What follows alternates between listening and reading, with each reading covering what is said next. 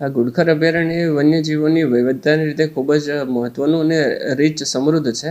એમાં બી ખાસ કરીને જે સ્મોલ કેટ આપણે કહીએ છીએ, નાના રાની પશુઓ જેવા કે શિયાળ, લોકડી, જરખ અને વરુ સારી એવી સંખ્યામાં આપણને જોવા મળે છે. એમાં બી લોકડીમાં આપણે જાણીએ છીએ કે અભયારણ્યમાં રણલોકડી, ડેઝર્ટ ફોક્સ અને ભારતીય લોકડી એટલે કે ઇન્ડિયન ફોક્સ બંને જોવા મળે છે. હાલમાં જ એમની પ્રજનનની જે સિઝન છે પૂર્ણ થયેલી છે અને નવજાત બચ્ચાના જન્મ આપેલા છે.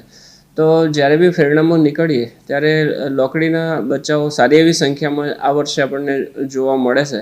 એટલે કે નોંધપાત્ર રીતે આ વખતે લોકડીની સંખ્યામાં વધારો થયો હોય એવું અમારા અનુમાન અથવા અમારા જે ફેરણા છે એના અવલોકન પરથી અમે કહી શકીએ છીએ. અને સામાન્ય રીતે જોઈએ તો 2 થી 3 બચ્ચા ને લોકડીએ જન્મ આપતી હોય છે. અને ફિલ્ડ દરમિયાન એ નાના એવા બચ્ચાઓને રમતા આપણે એના જે બી બરો છે એની આજુબાજુ એને આ જ પ્રકારની તમામ અપડેટ જોવા માટે ન્યૂઝરૂમ ગુજરાતને લાઇક, શેર અને સબસ્ક્રાઇબ કરવાનું ભૂલતા નહીં.